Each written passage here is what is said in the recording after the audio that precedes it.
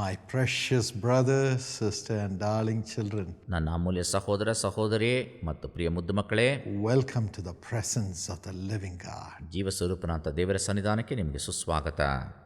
The Lord pours the living water into those who are thirsting for Him. ಯಾರ್ಯಾರು ಆತನಿಗೋಸ್ಕರ ಬಾಯಾರಿದ್ದಾರೋ ಅವರಲ್ಲಿ ಆತನು ಜೀವ ಜಲವನ್ನು ಸುರಿಸಲಿಕ್ಕಿದ್ದಾನೆ. David says, just like the deer pants for water, my soul longs for the living God. ಬಾಯಾರ ಜಿಂಕೆಯು ನೀರಿನ ತೊರೆಗಳನ್ನು ಹೇಗೋ ಹಾಗೆ ನನ್ನ ಮನಸ್ಸು ಆತನಿಗೋಸ್ಕರ ಹಂಬಲಿಸಿದೆ ಎಂಬುದಾಗಿ ದಾವೀದನು ಬರೆಸಿಟ್ಟಿದ್ದಾನೆ. I'm sure you are longing for the living God. ನೀವು ಸಹ ಅಂತ ಜೀವಸ್ವರೂಪನಾದ ದೇವರಿಗೆ ಹಂಬಲಿಸ್ತಾ ಇದ್ದೀರಿ ಎಂಬುದನ್ನು ನಾನು ಬಲ್ಲೆ. He will fill you today. ಆತನು ನಿಮ್ಮನ್ನು ತುಂಬಿಸಲಿಕ್ಕಿದ್ದಾನೆ. He'll make you overflow with His living water. ಈ ಜೀವಜಲದಿಂದ ಹೊರಸೂಸುವಂತೆ ಆತನು ನಿಮ್ಮನ್ನು ಮಾಡುತ್ತಾನೆ ಪ್ರಿಯರೇ. And you will thirst no more. ನೀವು ಇನ್ನು ಮುಂದೆ ಬಾಯಾರುವುದಿಲ್ಲ. God bless you. ದೇವರು ತಾನೇ ನಿಮ್ಮನ್ನು ಆಶೀರ್ವದಿಸಲಿ.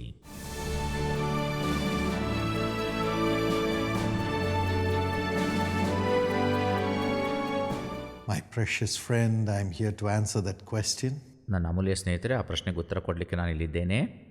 First of all, you must know that according to 1 Timothy 2 and verse 4, 1 Timothy 2:4 ಅನುಗುಣವಾಗಿ, it is God's will or the heart of God for all men to be saved. ಎಲ್ಲರೂ ರಕ್ಷಣೆ ಹೊಂದಬೇಕೆಂಬುದಾಗಿ ದೇವರ ಚಿತ್ತವಾಗಿದೆ. ಅದು ಆತನ ಹೃದಯದ ಬಯಕೆಯಾಗಿದೆ. God does not want to destroy any man or any woman. ಯಾವ ಪುರುಷನಾಗಲಿ ಯಾವ ಸ್ತ್ರೀಯನಾಗಲಿ ಆತನ ನಾಶಪಡಿಸೋದು ಆತನಿಗೆ ಇಷ್ಟವಿಲ್ಲ. God does not want to punish any man, any woman. ಯಾವ ಪುರುಷನಾಗಲಿ ಯಾವ ಸ್ತ್ರೀಯನಾಗಲಿ ಶಿಕ್ಷಿಸೋದು ಆತನಿಗೆ ಇಷ್ಟವಿಲ್ಲ. Then why punishment comes to mankind? ಮತ್ತು ಯಾಕೆ ಮಾನವ ಕುಲಕ್ಕೆ ಈ ಶಿಕ್ಷೆ ಬರುತ್ತದೆ? Is it from God? ಅದು ದೇವರಿಂದಲೇ?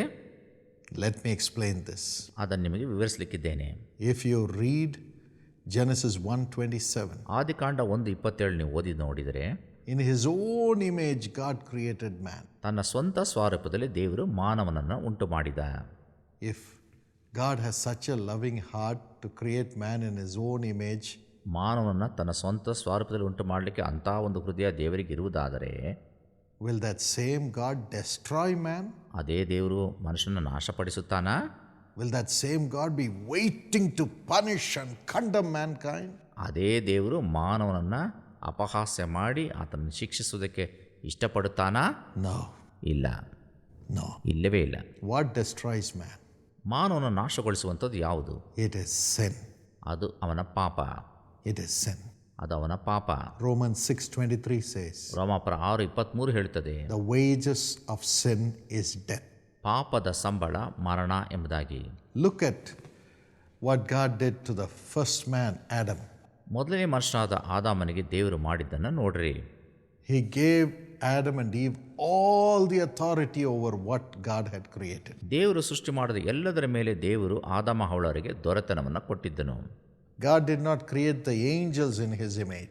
ದೇವದೂತರನ್ನ ತನ್ನ ಸ್ವಂತ ಸ್ವರೂಪದಲ್ಲಿ ದೇವರು ಉಂಟು ಮಾಡಲಿಲ್ಲ. But God created man in His image. ಆದರೆ ಮಾನವನ ದೇವರು ತನ್ನ ಸ್ವಂತ ಸ್ವರೂಪದಲ್ಲಿ ಉಂಟು ಮಾಡಿದ. So He gave all authority to man and woman over all the things that He created on earth. ದೇವರು ಭೂಲೋಕದಲ್ಲಿ ಉಂಟು ಮಾಡಿದ ಎಲ್ಲದರ ಮೇಲೆ ದೊರೆತನವನ್ನು ಆ ಪುರುಷನಿಗೆ ಸ್ತ್ರೀಯನಿಗೆ ದೇವರು ಕೊಟ್ಟನು. He said, you can taste anything that I have created. ನಾನು ಉಂಟು ಮಾಡಿದಲ್ಲಿ ಎಲ್ಲದನ್ನು ನೀವು ರುಚಿ ನೋಡಬಹುದಾಗಿದೆ. You rule over all the beings. ಎಲ್ಲ ಸೃಷ್ಟಿಗಳ ಮೇಲೆ ನೀವು ದೊರೆತನ ಮಾಡಬಹುದು. And I will walk with you. ನಾನು ನಿಮ್ಮೊಂದಿಗೆ ಸಂಚರಿಸ್ತೇನೆ. You can have my presence. ನನ್ನ ಪ್ರಸನ್ನತೆ ನೀವು ಅನುಭವಿಸಬಹುದು. But ಆದರೆ don't touch only one thing. ಈ ಮರದ ಹಣ್ಣನ್ನು ನೀವು ತಿನ್ನಬಾರದು. The fruit of the tree of the knowledge of good and evil. ಕೆಟ್ಟದರ ಒಳ್ಳೆಯದರ ಅರ್ಹನ್ನು ಹುಟ್ಟಿಸುವಂಥ ಮರದ ಹಣ್ಣನ್ನು ತಿನ್ನಬಾರದು. Don't touch that fruit alone. ಆ ಹಣ್ಣನ್ನು ಮಾತ್ರ ನೀವು ಮುಟ್ಟಬಾರದು. I will be your knowledge. You just follow me and live according to my image, my plan, my will, and so on. ನಾನೇ ನಿಮಗೆ ಜ್ಞಾನವಾಗಿದ್ದೇನೆ, ನನ್ನ ಸ್ವರೂಪದಲ್ಲಿ ನನ್ನ ಅಭಿಲಾಷೆಯಂತೆ ನನ್ನ ಚಿತ್ತದ ಪ್ರಕಾರ ನೀವು ನಡೀರಿ ಎಂಬುದಾಗಿ ಹೇಳಿದ್ದನು. If you are walking in the image of God, everything will be perfect. ನೀವು ದೇವರ ಸ್ವರೂಪದಲ್ಲಿ ನಡೆಯುವುದಾದರೆ ಎಲ್ಲವೂ ಸಹ ಸಮರ್ಪಕವಾಗಿ ಸರಿಯಾಗಿರುತ್ತದೆ. But then ಆದರೆ there was another person who started interacting with Eve, the woman. ಆದರೆ ಸ್ತ್ರೀಯೊಂದಿಗೆ ಹವ್ವಳೊಂದಿಗೆ ಮಾತನಾಡುವಂಥ ಮತ್ತೊಬ್ಬ ವ್ಯಕ್ತಿ ಅಲ್ಲಿದ್ದ. It was Satan. ಆತನೇ ಸೈತಾನನು. And who is this Satan? ಯಾರೀ ಸೈತಾನನು? He is an angel of God who fell from the presence of God because of the pride that came into his heart. ಆತನೊಬ್ಬ ದೇವದೂತನಾಗಿದ್ದ, ಕರ್ತನ ಸನ್ನಿಧಿಯಲ್ಲಿ ಸೇವೆ ಮಾಡ್ತಾ ಇದ್ದ. ಹೆಮ್ಮೆಯ ನಿಮಿತ್ತವಾಗಿ ಆತನು ಕೆಳಗೆ ದೊಬ್ಬಲ್ಪಟ್ಟ ಒಬ್ಬ ದೇವದೂತ. God never created the devils. ದೇವರು ಸೈತಾನ್ನ ದೆವ್ವಗಳನ್ನುಂಟು ಮಾಡಲಿಲ್ಲ. God creates only good things. ದೇವರು ಒಳ್ಳೆಯ ಕಾರ್ಯವನ್ನು ಮಾತ್ರ ನಿರ್ಮಿಸ್ತಾನೆ. Man in his image. ಮನುಷ್ಯನು ತನ್ನ ಸ್ವಂತ ಸ್ವರೂಪದಲ್ಲಿ God created. ದೇವರು ಉಂಟು ಮಾಡಿದ. Angels. ದೇವದೂತರನ್ನು God created. ದೇವರು ಉಂಟು ಮಾಡಿದ. But ಆದರೆ look at this angel called Lucifer. ಈ ಲೂಸಿಫರ್ ಎಂಬ ದೇವದೂತನ ನೋಡಿರಿ. If you read Isaiah 14 and verse 12 onwards, ಯೆಶಾಯ 14:12 ನೀವು ಓದಿ ನೋಡುವುದಾದರೆ, you read, how you have fallen from heaven, O Lucifer, son of the morning. ಓ ಉದಯ ನಕ್ಷತ್ರವೇ, ನೀನು ಆಕಾಶದಿಂದ ಹೇಗೆ ದೊಬ್ಬಲ್ಪಟ್ಟಿ ಎಂಬುದಾಗಿ ನಾವು ಅಲ್ಲಿ ಓದುತ್ತೇವೆ. If you read Ezekiel chapter 28, ಯೆಹೆಜ್ಕೇಲ 28ನೇ ಅಧ್ಯಾಯ, you read about how he was. ಆತನು ಹೇಗಿದ್ದ ಎಂಬುದಾಗಿ ನಾವು ಅಲ್ಲಿ ಓದುತ್ತೇವೆ. God created this Lucifer as the anointed cherub. ದೇವರು ಈ ಲೂಸಿಫರ್ನ ಅಭಿಷೇಕಿಸಲ್ಪಟ್ಟಂತ ಕೆರೂಬಿಯಾಗಿ ಮಾಡಿದ್ದ. And verse 15 says, he was perfect in his ways. 15ನೇ ವಾಕ್ಯ ಹೇಳ್ತದೆ, ಅವನು ತನ್ನ ನಡತೆಯಲ್ಲಿ ನಿರ್ದೋಷಿಯಾಗಿ ಕಾಣಲ್ಪಡುತ್ತಿದ್ದ. And he was so full of wisdom, so sweet. ಆತನು ಪೂರ್ಣ ಜ್ಞಾನಿ, ಪರಿಪೂರ್ಣ ಸುಂದರ. Verse 12, 12ನೇ you ವಾಕ್ಯ, were the seal of perfection, ಆತನು ಸರ್ವಸುಲಕ್ಷಣ ಶಿರೋಮಣಿ, full of wisdom, ಪೂರ್ಣ ಜ್ಞಾನಿ, perfect in beauty. ಪರಿಪೂರ್ಣ ಸುಂದರ. And you were in Eden, the garden of God. ದೇವರ ಉದ್ಯಾನವನವಾದ ಏದೇನಲ್ಲಿ ಆತನಿದ್ದ. God had kept that Lucifer, who was an angel of God, perfect in beauty, wisdom, and was the anointed cherub in Eden, the garden of God. ಏದೇನಲ್ಲಿ ದೇವರು ಲೂಸಿಫರ್ನ ಪರಿಪೂರ್ಣ ಸುಂದರವಾಗಿಯೂ ಆತನು ಪೂರ್ಣ ಜ್ಞಾನಿಯಾಗೂ ಆತನು ಅಲ್ಲಿ ಇಟ್ಟಿದ್ದ. But then ಆದರೆ that angel, ಆ ದೇವದೂತ, the cherub, ಆ ಕೆರೂಬಿ, who walked with God, ದೇವರೊಂದಿಗೆ ಸಂಚರಿಸಿದಾತನು became proud one day. ಒಂದು ದಿವಸ ಹೆಮ್ಮೆ ಪಟ್ಟ. You read about it in Isaiah 14, Jeshaiah 14 ಓದ್ತೇವೆ, verse 12 onwards. 12ರಿಂದ. It says, O Lucifer, son of the morning, O Udaya ನಕ್ಷತ್ರವೇ, ಲೂಸಿಫರ್ನೇ, you are fallen from heaven. ನೀನು ಪರಲೋಕದಿಂದ ದೊಬ್ಬಲ್ಪಟ್ಟಿದ್ದಿ. Why? ಯಾಕೆ? Because you said in your heart, ಯಾಕೆ ನಿನ್ನ ಹೃದಯದಲ್ಲಿ ನೀನು ಅಂದುಕೊಂಡೆ, I will ascend into heaven. ನಾನು ಪರಲೋಕ ಏರಿ ಹೋಗುತ್ತೇನೆ, I will exalt my throne, ನಾನು ನನ್ನ ಸಿಂಹಾಸನ ಮೇಲೆ ಹಾಕಿಕೊಳ್ಳುತ್ತೇನೆ, and I will exalt my throne above the stars of God. ನನ್ನ ಸಿಂಹಾಸನ ದೇವರ ನಕ್ಷತ್ರಗಳಿಗಿಂತ ಮೇಲೆ ಏರಿಸಿ ಆಸೀನನಾಗುತ್ತೇನೆ. Like God, I will also sit in the mount of the congregation, ದೇವರಂತೆ ನಾನು ಉನ್ನತ ಮೇಘ ಮಂಡಲದ ಮೇಲೆ ಏರಿ ಕುಳಿತುಕೊಳ್ಳುತ್ತೇನೆ. on the farthest sides of the north. ಉನ್ನತೋನ್ನತವಾಗಿ ಸರಿಸಮಾನಾಗುತ್ತೇನೆ. I will ascend above the heights of the clouds. ಉನ್ನತೋನ್ನತವಾಗಿ ಮೇಘ ಮಂಡಲದ ನಾನು ಕುಳಿತುಕೊಳ್ಳುತ್ತೇನೆ. I will be like the Most High. I'll be like God. ನಾನು ದೇವರಂತೆ ಉನ್ನತಿಯಾಗಿರುತ್ತೇನೆ. He had that thought ಆತನಿಗೆ ಅಂತ ಒಂದು ಆಲೋಚನೆ ಬಂತು, that he will rise up above God. ಆತನು ದೇವರಿಗಿಂತ ಮೇಲಾಗುತ್ತೇನೆ ಎಂಬುದಾಗಿ. Alas, he fell ಅಯ್ಯೋ, ಅವನು ಕೆಳಗೆ ಬಿದ್ದ. and became the demon Lucifer from the status of being an angel. ಅವನು ದೇವದೂತನಾಗಿದ್ದವನು ದೆವ್ವವಾದ, ಸೈತಾನಾದ, ದಬ್ಬಲ್ಪಟ್ಟವನಾದ. He was also in that garden of Eden. ಅವನು ಏದೇನ್ ತೋಟದಲ್ಲಿ ಇದ್ದ. After Lucifer fell, ಲೂಸಿಫರ್ ಕೆಳಗೆ ಬಿದ್ದ ನಂತರವೇ God created Adam in his image. ದೇವರು ಆದಾಮನನ್ನು ತನ್ನ ಸ್ವಂತ ಸ್ವರೂಪದಲ್ಲಿ ಉಂಟು ಮಾಡಿದ. Man was created in the image of God, ಮನುಷ್ಯನು ದೇವರ ಸ್ವರೂಪದಲ್ಲಿ ಉಂಟು ಮಾಡಲ್ಪಟ್ಟ. and he was created from the body of Adam. ಅವಳು ಆದಾಮನ ದೇಹದಿಂದ ಉಂಟು ಮಾಡಲ್ಪಟ್ಟವಳು. And Lucifer saw this. Lucifer ಇದನ್ನು ನೋಡಿದ. He was angry ಅವನಿಗೆ ಕೋಪ ಬಂತು. because man had taken his place to walk with God. ಯಾಕೆಂದರೆ ಮಾನವನು ಸೈತಾನ ಜಾಗವನ್ನು ತೆಗೆದುಕೊಂಡನು ದೇವರೊಂದಿಗೆ ಸಂಚರಿಸಲಿಕ್ಕೆ. So it's the devil who came to Eve, ಸೈತಾನು ಹವಳ ಬಳಿ ಬಂದನು. that Lucifer, ಆ ಲೂಸಿಫರನು and tempted Eve ಹವ್ವಳನ್ನು ಶೋಧಿಸಿದ and Adam ಮತ್ತು ಆದಾಮನನ್ನ to eat that fruit and disobey God. ಆ ಮರದ ಹಣ್ಣನ್ನು ತಿಂದು ದೇವರಿಗೆ ಅವಿಧೇಯವಾಗಲಿಕ್ಕಾಗುವಂತೆ. And when they ate that fruit of the knowledge of good and evil, they disobeyed God. ಕೆಟ್ಟದರ ಒಳ್ಳೆಯದರ ಅರ್ಹನ್ನು ಹುಟ್ಟಿಸುವಂಥ ಮರದ ಫಲವನ್ನು ತಿಂದದ್ದರಿಂದ ಅವರು ದೇವರಿಗೆ ಅವಿಧೇಯರಾಗಿ ಕಾಣಲ್ಪಟ್ಟರು. Alas, ಅಯ್ಯೋ, their eyes were open ಅವರ ಕಣ್ಣುಗಳು ತೆರೆದವು, and they saw they were naked, ಅವರು ಬೆತ್ತಲಾಗಿರೋದನ್ನು ಕಂಡರು, and they became human beings ಅವರು ಮಾನವರಾದರು. without the Spirit of God. ದೇವರ ಆತ್ಮವಿಲ್ಲದೆ They lost the holiness of God and the image of God. ಅವರು ದೇವರ ಪವಿತ್ರತೆ, ದೇವರ ಸ್ವರೂಪವನ್ನು ಕಳಕೊಂಡರು. They became human beings, ಅವರು ಮಾನವರಾದರು. just like Lucifer fell and became Satan. Lucifer ಕೆಳಗೆ ಬಿದ್ದು ಸೈತಾನ್ ಆದ ಹಾಗೆ Man and woman fell into sin and got into the wages of death. ಪುರುಷ ಸ್ತ್ರೀ ಕೆಳಗೆ ಬಿದ್ದು ಪಾಪ ಮಾಡಿ ಪಾಪದ ಸಂಬಳವಾದ ಮರಣವನ್ನು ಅಪ್ಪಿಕೊಂಡರು. God created them to live forever, ಶಾಶ್ವತವಾಗಿ ಜೀವಿಸುವಂಥ ದೇವರು ಅವರನ್ನು ಉಂಟು ಮಾಡಿದ್ದನು. but they became human beings ಅವರು ಮಾನವರಾದರು. to taste death in every area of their life. ಅವರ ಜೀವಮಾನದಲ್ಲಿ ಪ್ರತಿಯೊಂದು ಹಂತದಲ್ಲಿ ಮರಣವನ್ನು ರುಚಿ ನೋಡಲಿಕ್ಕೆ God never punished them. ದೇವರು ಅವರನ್ನು ಶಿಕ್ಷಿಸಲಿಲ್ಲ, Sin punished them. ಪಾಪ ಅವರನ್ನು ಶಿಕ್ಷಿಸಿತು. Yes, our punishment comes because of our sins. ನಮ್ಮ ಶಿಕ್ಷೆ ಪಾಪದ ನಿಮಿತ್ತವಾಗಿ ನಮಗೆ ಬರುತ್ತದೆ. And why hell? ಯಾಕೆ ನರಕ?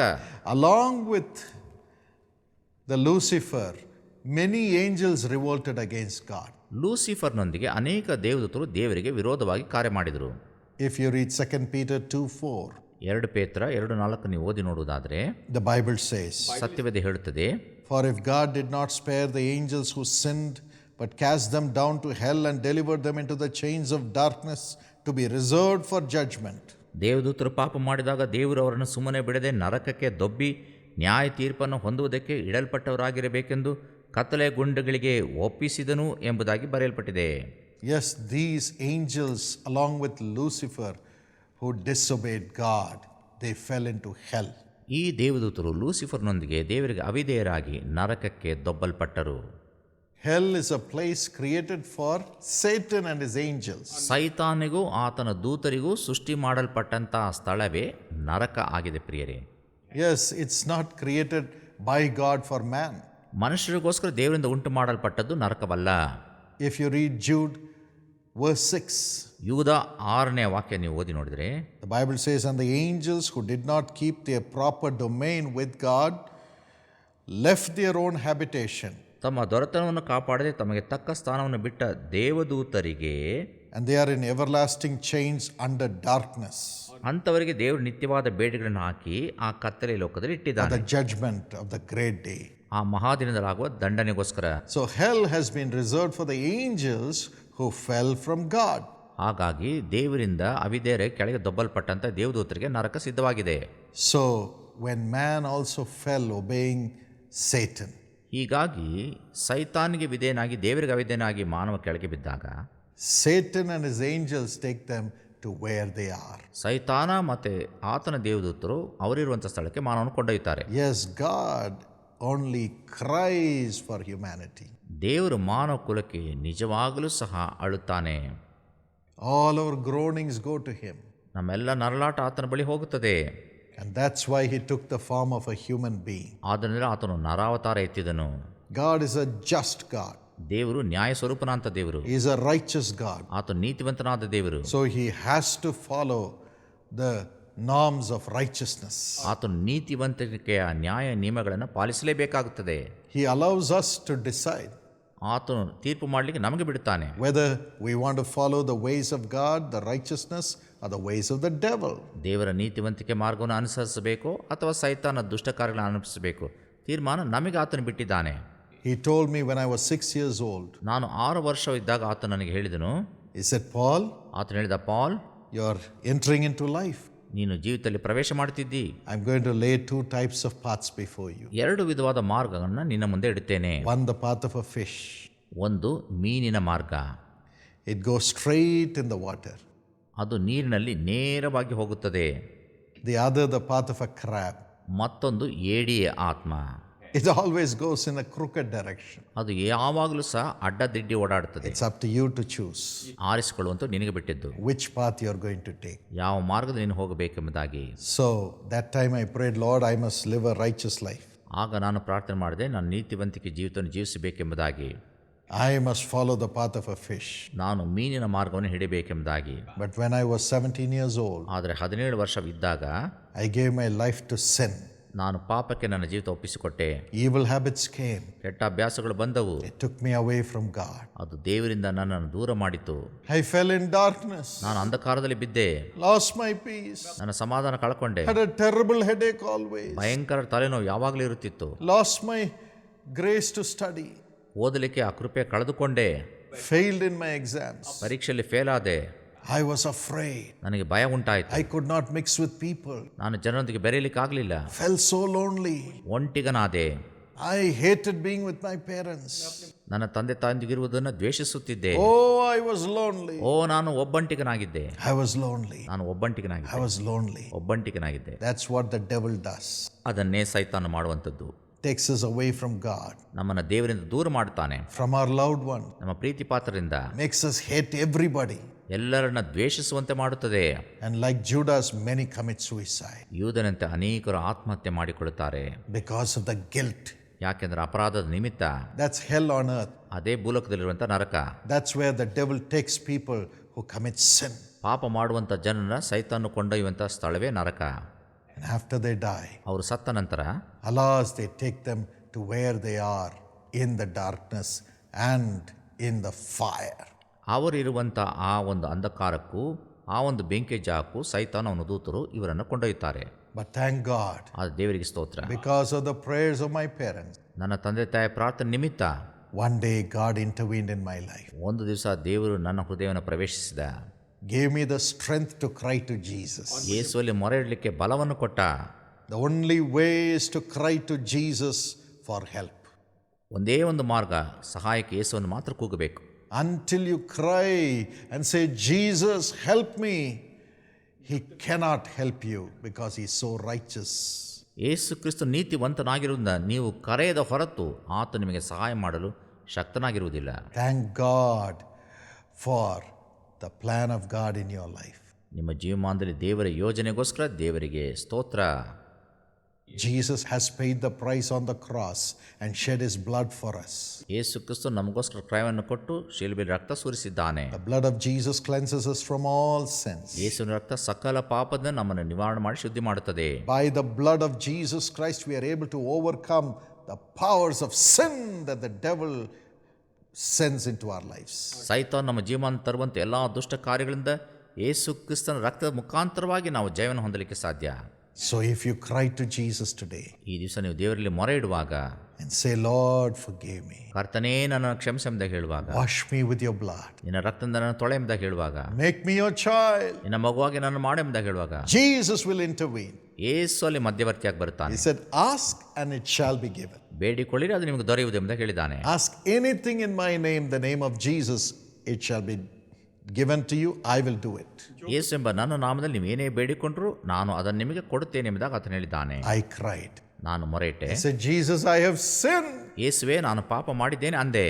I have failed you. ನಿನ್ನ ವಿಷಯದಲ್ಲಿ ನಾನು ಸೋತು ಹೋದೆ. You have all the power to pull me out of the wages of sin from the hands of the devil. ಈ ಸೈತಾನ ಬಂದರಿಂದ ಈ ಪಾಪದ ಶಾಪದಿಂದ ನನ್ನನ್ನು ಬಿಡುಗಡೆ ಮಾಡಲಿಕ್ಕೆ ನಿನಗೆಲ್ಲ ಶಕ್ತಿ ಪರಾಕ್ರಮಗಳು ಉಂಟು ಎಂಬುದಾಗಿ ನಾನು ಹೇಳಿದೆ. When I cried, ನಾನು ಮೊರೆಯಿಟ್ಟಾಗ the power of Jesus came. ಯೇಸು ಕ್ರಿಸ್ತನ ಬಲ ಬಂತು. And the cleansing of Jesus came into my soul. ಯೇಸು ಕ್ರಿಸ್ತನ ಶುದ್ಧೀಕರಣ ನನ್ನ ಆತ್ಮದಲ್ಲಿ ಬಂತು. The blood of Jesus cleansed me. ಯೇಸುವಿನ ರಕ್ತ ನನ್ನ ಶುದ್ಧೀಕರಿಸಿತು. Pulled me out of the hands of the devil. ಸೈತಾನ ಹಸ್ತದಿಂದ ನನ್ನ ಬಿಡುಗಡೆ ಮಾಡಿತು. I became a child of God. ನಾನು ದೇವರ ಮಗುವಾದೆ. The devil could not touch me. ಸೈತಾನನ್ನು ಮುಟ್ಲಿಕ್ಕೆ ಸಾಧ್ಯವಾಗಲಿಲ್ಲ. Greater is he who is in you than he that is in the world. ಲೋಕದಲ್ಲಿರುವವನಿಗಿಂತಲೂ ನಿನ್ನಲ್ಲಿರುವವನು ಹೆಚ್ಚಿನವನು. And Jesus transformed. ಯೇಸು ನನ್ನ ರೂಪಾಂತರಗೊಳಿಸಿದನು. The devil could not touch me. ಸೈತಾನನ್ನು ಮುಟ್ಲಿಕ್ಕೆ ಆಗಲಿಲ್ಲ. But then it's a everyday battle. ಆದರೆ ಪ್ರತಿನಿತ್ಯ ಇದು ಹೋರಾಟ. Every day I would read the Bible. ಪ್ರತಿನಿತ್ಯ ನಾನು ಸತ್ಯವೇದ ಓದ್ತೇನೆ. The Bible will show me what sins, what weaknesses, what wrong things I have committed. I'll say, forgive me, Lord. ನಾನು ಯಾವ್ಯಾವ ತಪ್ಪು ಮಾಡಿದ್ದೇನೆ, ಯಾವ್ಯಾವ ದೋಷ ಮಾಡಿದ್ದೇನೆ ಎಲ್ಲವನ್ನ ನಾನು ಓದಿ ತಿಳ್ಕೊಳ್ತೇನೆ. ಆಗ ಕ್ಷಮಿಸೆಂಬುದ ಕೇಳ್ತೇನೆ. And I would say, Holy Spirit, fill me. ಪರಿಶುದ್ಧಾತ್ಮನೇ ನಾನು ತುಂಬಿಸೆಂಬುದ ಕೇಳಿಕೊಳ್ತೇನೆ. The Holy Spirit helps us in our weaknesses. ಪರಿಶುದ್ಧಾತ್ಮ ನಮ್ಮ ಬಲಹೀನತೆ ನಮಗೆ ಸಹಾಯಕನಾಗ್ತಾನೆ. That's how He has kept me as God's child every day. ಅದೇ ರೀತಿ ದೇವರು ಪ್ರತಿನಿತ್ಯ ನನ್ನ ದೇವರ ಮಗುವಾಗಿ ಇಟ್ಟಿದ್ದಾನೆ. Until we reach heaven, ಆ ಪರಲೋಕ ಸೇರುವ ತನಕ we have to ask Jesus to help us.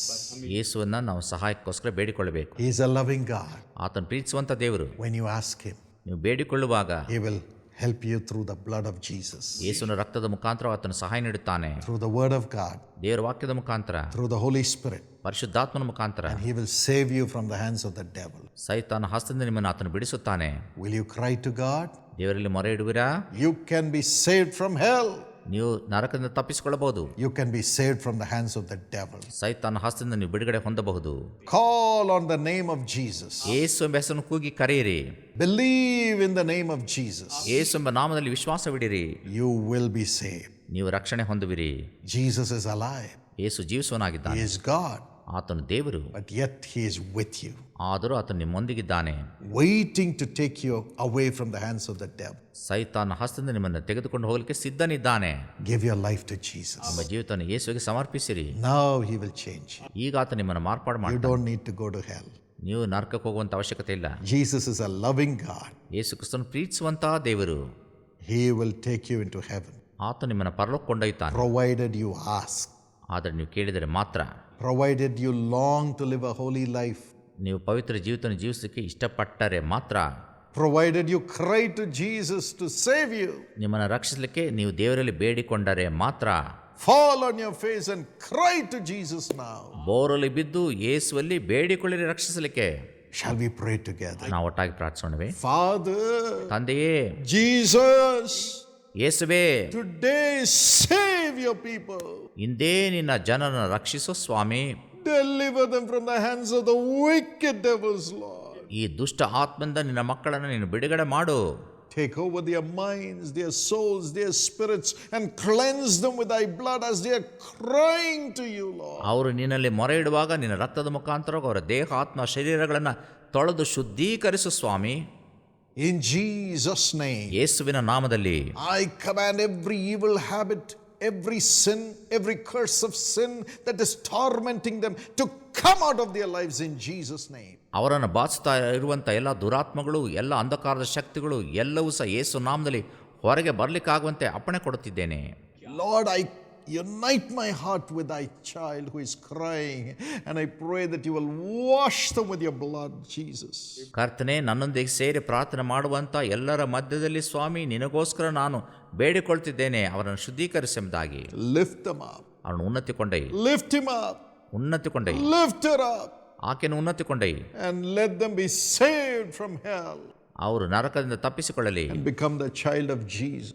ಅವರು ಯೇಸುವಿನ ಮಗುವಾಗಲಿ. Keep them safe. ಅವರನ್ನು ಸುರಕ್ಷಿತವಾಗಿರಿಸು. Talk to them. ಆರಿಸಿಕೊ. Give thy son, thy daughter the grace to read the Bible every day ನಿನ್ನ ಮಗ ಮಗಳಿಗೆ ಪ್ರತಿನಿತ್ಯ ಸತ್ಯವೇದವನ್ನು ಓದುವಂಥ ಕೃಪೆಯನ್ನು ಅನುಗ್ರಹಿಸು. and hear your voice. ನಿನ್ನ ಸ್ವರವನ್ನು ಕೇಳಿಸಿಕೊಳ್ಳಲಿ. No darkness, ಯಾವ ಅಂಧಕಾರ ಬೇಡ, only your light.